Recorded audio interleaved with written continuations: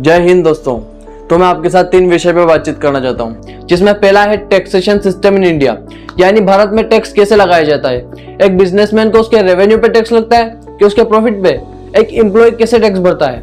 इन सभी बातों पे आज हम खुल के चर्चा करेंगे और कोशिश करेंगे इंडिया का टैक्सेशन मॉडल समझने की। हमारा दूसरा टॉपिक होगा कि एक बिजनेसमैन अपना टैक्स बचाता कैसे है।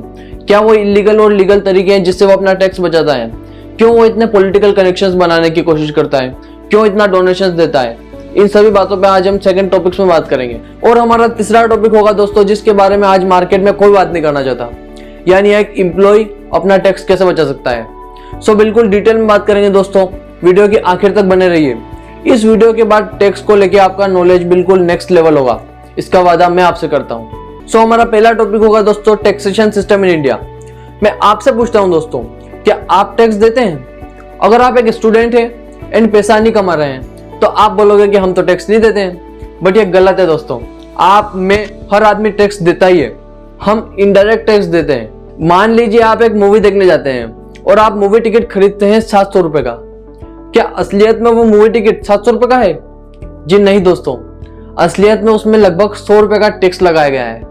यानी आप में टैक्स तो देते ही है, और हम टैक्स देते हैं तभी तो गवर्नमेंट इतना कुछ कर पाती है, जैसे नई नई योजनाएं लाना, एक रोड कंस्ट्रक्ट करवाना, गवर्नमेंट टीचर्स को सैलरी देना, और भी बहुत कुछ जो वो करते हैं। इंडिया में 2 टाइप के टैक्सेस होते हैं, direct tax and indirect tax.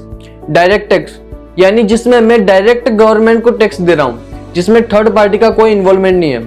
And indirect tax जिसमें मैं डायरेक्ट गवर्नमेंट को टैक्स नहीं दे रहा हूँ, जिसमें यानी थर्ड पार्टी का एक इन्वॉल्वमेंट होता है। अगर हम उस मूवी टिकट के एग्जाम्पल से समझने की कोशिश करते हैं, हमने 700 रुपए का मूवी टिकट खरीदा था, उसमें 100 रुपए टैक्स था, लेकिन हमने 700 रुपए थिएटर ओनर को दिए थे, ना कि गवर्नमेंट को। अब वो थिएटर ओनर हमारी तरफ से और हमारे जैसे हजारों कस्टमरों की तरफ से जो भी उसको टैक्स मिला है वो गवर्नमेंट को ले जाके देगा। सो हो गया ना इनडायरेक्ट टैक्स। हमने थिएटर ओनर को दिया और थिएटर ओनर ने हमारी तरफ से गवर्नमेंट को दिया। That is called indirect tax. Direct tax में हम 3 तरह के टैक्सेस पे चर्चा करेंगे, income tax, corporate tax and capital gain tax. वहीं इनडायरेक्ट टैक्स में हम जीएसटी पे बातचीत करेंगे। इनकम टैक्स बेसिकली जो एक एम्प्लॉय की साल भर की सैलरी पे लगने वाला टैक्स, या फिर एक बिजनेसमैन के प्रॉफिट पे लगने वाला टैक्स। सरल भाषा में हम इसे ही इनकम टैक्स कहते हैं। इनकम टैक्स का साल 1 अप्रैल से स्टार्ट होता है एंड 31 मार्च को एंड होता है। यानी इस साल भर में हमने जितना भी कमाया है उस पर कुछ ना कुछ टैक्स तो लगेगा, उसको हम इनकम टैक्स कह सकते हैं। वीडियो के साइड में मैंने आपको एक इनकम टैक्स स्लैब दिखाई है जो न्यू टैक्स रेजिम के हिसाब से है। इस डेटा को देख के दोस्तों आप मिसअंडरस्टैंड मत करना कि अगर मेरी इनकम 3 लाख से 6 लाख के बीच में है तो मेरे को 5% टैक्स लगेगा। जी नहीं दोस्तों, ये सिर्फ एक कैलकुलेट करने का तरीका है। मैं समझाता हूँ। सबसे पहले तो आपको ये ध्यान रखना है कि अगर आपकी इनकम 7 लाख से कम है तो आपको कोई टैक्स नहीं लगेगा, और अगर 7 लाख से थोड़ी सी भी ज्यादा है तो आपको टैक्स लगना स्टार्ट हो जाएगा। वो इस टैक्स स्लैब के हिसाब से लगेगा अगर आप न्यू टैक्स रेजिम से टैक्स भरते हैं तो। अब मान लीजिए आपकी इनकम 8 लाख है, तो हम आपको टैक्स कैलकुलेट करके दिखाते हैं। सबसे पहले तो 8 लाख में जो स्टार्टिंग के 3 लाख है उस पर आपको कोई टैक्स नहीं लगेगा, क्योंकि वो 0 to 3 लाख की कैटेगरी में आते हैं। और उसके अगले जो 3 लाख है उस पर आपको 5% टैक्स लगेगा, तो आपका टैक्स हो गया 15,000। और उसके अगले जो 2 लाख है वो 6 to 9 लाख की कैटेगरी में आते हैं, जहां टैक्स 10% लगता है, तो आपका टैक्स लगेगा 20,000। सो आपका ओवरऑल टैक्स हो गया 35,000। और यही नहीं दोस्तों, इसमें अभी सेस भी इंक्लूड होगा जो आपकी टोटल इनकम टैक्स का 4% होगा। तो आपकी टोटल टैक्स कितना लगा? 35,000। उसका 4% होता है 1400, तो आपका टोटल टैक्स हो गया 35,000 प्लस 1400, यानी 36,400। इसको हम एक और एग्जांपल से समझते हैं दोस्तों। मान लीजिए आपकी इनकम है 18 लाख। सो 18 लाख पे आप देख सकते हैं मैंने आपको टैक्स कैलकुलेट करके दिखाया है साइड में, जिसमें आपका टोटल टैक्स है 2,40,000। अब आपको इसमें 4% सेस भी लगेगा। 2,40,000 का 4% होता है 9,600। सो 2,40,000 प्लस 9,600, यानी आपका टोटल इनकम टैक्स हो गया है 2,49,600। दोस्तों आप समझने की कोशिश करते हैं कि ये सेस होता क्या है जो आपने टोटल इनकम टैक्स का 4% लगाया है। सेस एक एडिशनल टैक्स है जो कुछ स्पेसिफिक पर्पस के लिए यूज किया जाता है। जैसे बात करें इंडिया की, तो इंडिया में सेस का जितना भी पैसा आता है वो सिर्फ एजुकेशन एंड हेल्थ केयर में इन्वेस्ट किया जा सकता है। अब अगर आपकी इनकम 50 लाख से ज्यादा है तो आपको टैक्स और सेस के साथ सरचार्ज भी लगने लगते हैं। सरचार्ज वो अमाउंट है जो हमसे यूनियन गवर्नमेंट के थ्रू लिया जाता है। दोस्तों हम जानते हैं इनकम टैक्स जो भी लिया जाता है वो स्टेट गवर्नमेंट और सेंट्रल गवर्नमेंट में बढ़ जाता है, लेकिन सरचार्ज वो अमाउंट है जो सेंट्रल गवर्नमेंट अपने पास ही रखती है और स्टेट गवर्नमेंट का उसमें कोई हिस्सा नहीं होता। बहुत सारे एम्प्लॉयज गवर्नमेंट को टैक्स नहीं देने लगे, तो इससे बचने के लिए गवर्नमेंट ने TDS स्टार्ट किया, यानी टैक्स डिडक्टेड एट सोर्स। यह एक ऐसी स्कीम है जिसके अकॉर्डिंग कंपनी एम्प्लॉय को जो सैलरी देती है वो टैक्स काट के देती है और कंपनी ही एम्प्लॉय की तरफ से वो सैलरी का टैक्स जो है वो गवर्नमेंट को देती है। मान लीजिए कोई आदमी 18 लाख की जॉब कर रहा है, उसका ओवरऑल टैक्स कितना हुआ 2,49,600। So divide by 12 is equal to 20,750। ये उसका मंथली टैक्स हुआ। तो हर महीने 20,750 उसकी मंथली सैलरी से कट के आने लगे। उसकी मंथली सैलरी थी 1.5 लाख, तो उसके पास कितना आने लगा 1,29,250। अब इसमें दिक्कत क्या हुई कि मान लीजिए वो आदमी 3 महीने जॉब करके जॉब छोड़ देता है, तो उसको 3 महीने का कितना मिल रहा था 4.5 लाख, लेकिन उसका टैक्स हो गया था 62,250, तो उसको इतना कम मिला। लेकिन वो आदमी फिर सोचता है कि अगर मैं 4.5 लाख की कमा रहा हूँ साल का, तो मेरे को तो टैक्स कोई नहीं लगना चाहिए, यानी जीरो टैक्स लगना चाहिए, बट मेरे को टैक्स कितना लगा 62,250। तो अब वो क्या करे? क्या वो गवर्नमेंट के पास जाए और गवर्नमेंट से वापस मांगे? क्या गवर्नमेंट पैसा वापस देगी?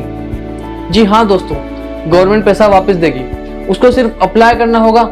हजारों लोगों के साथ हर साल ऐसा होता है और पैसा वापस आता है। और हमारा दूसरा टैक्स है कैपिटल गेन टैक्स।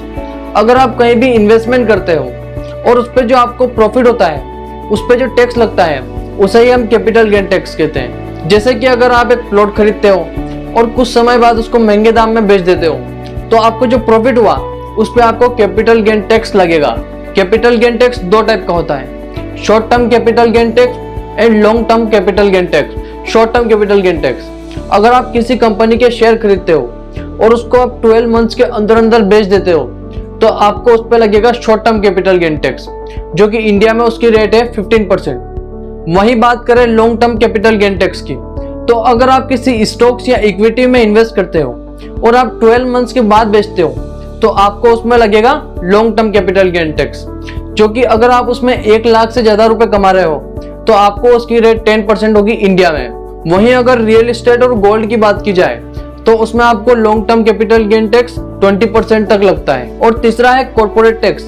बेसिकली जो रजिस्टर्ड कंपनीज है उनके प्रॉफिट पे जो टैक्स लगता है उसे ही हम कॉर्पोरेट टैक्स कहते हैं। जो डोमेस्टिक कंपनीज है, यानी जो इंडिया की ही है, उनमें जिसका टर्नओवर 250 करोड़ से कम है उन पे 25% तक टैक्स लगता है, एंड जिनका टर्नओवर 250 करोड़ से ज्यादा है उन पे 30% तक टैक्स लगता है। फॉरेन कंपनियों में ऐसी कोई फिक्स्ड रेट नहीं है, वो कंपनी टू कंपनी वेरी करता है। ये इनकम टैक्स से डिफरेंट होता है दोस्तों। इनकम टैक्स किसी एक आदमी पे लगता है, वहीं कॉर्पोरेट टैक्स किसी एक पूरी कंपनी पे लगता है। इसके बाद अगर हम बात करें इनडायरेक्ट टैक्स की, तो इसमें सबसे मेन टैक्स है GST, यानी goods and service tax. India में पहले कई सारे टैक्सेस हुआ करते थे, जैसा कि आप स्क्रीन पे देख सकते हैं, लेकिन 2017 में इन सभी टैक्सेस को हटा के एक सिंगल टैक्स लाया गया, डेट इज GST। इसका सबसे मेन कारण था कॉम्प्लेक्सिटी। इतने सारे टैक्सेस लगने लगे थे कि कई जगह एक ही जगह पे डबल टैक्सेस लगा दिए जाते थे और इससे फ्रॉड के चांसेस भी काफी बढ़ गए थे। इंडिया में GST रेट्स 5 डिफरेंट स्लैब्स में लाई करती है, दैट इज 0%, 5%, 12%, 18% एंड 28%। कुछ जरूरी गुड्स एंड सर्विसेज जैसे milk, curd, fruits and health care services, इन सभी में कोई GST नहीं लगता, यानी ये 0% कैटेगरी में लाई करती है। इसके बाद अगर हम बात करें ऐसे गुड्स एंड सर्विस की जो डेली लाइफ में काम आते हैं, जैसे कि टी, शुगर, एडिबल ऑयल, इन सभी में 5% तक GST लगता है। आइटम्स जैसे कि toothpaste, soaps and hair oils, इन पे 12% तक GST लगता है। अगर हम बात करें इलेक्ट्रॉनिक आइटम्स की, रेस्टोरेंट्स की, होटल्स की, तो यहाँ पे 18% तक GST देखा जाता है। एंड लग्जरी आइटम्स जैसे कि high end cars, private jets, इन सभी पे 28% तक GST। दोस्तों इस वीडियो में हमने टैक्सेशन के बारे में समझा और हमारे जो नेक्स्ट 2 टॉपिक्स है, यानी कैसे एक अमीर आदमी अमीरी बना रहता है हजारों और लाखों करोड़ों रुपए कमाने के बाद भी वो कोई टैक्स नहीं देता, एंड कैसे एक एम्प्लॉय भी अपना टैक्स बचा सकता है लीगली, इसके बारे में आपको काफी ज्यादा इंसाइट्स देने की कोशिश करूंगा इस वीडियो के पार्ट 2 में। वीडियो देखने के लिए आप सभी का बहुत बहुत धन्यवाद।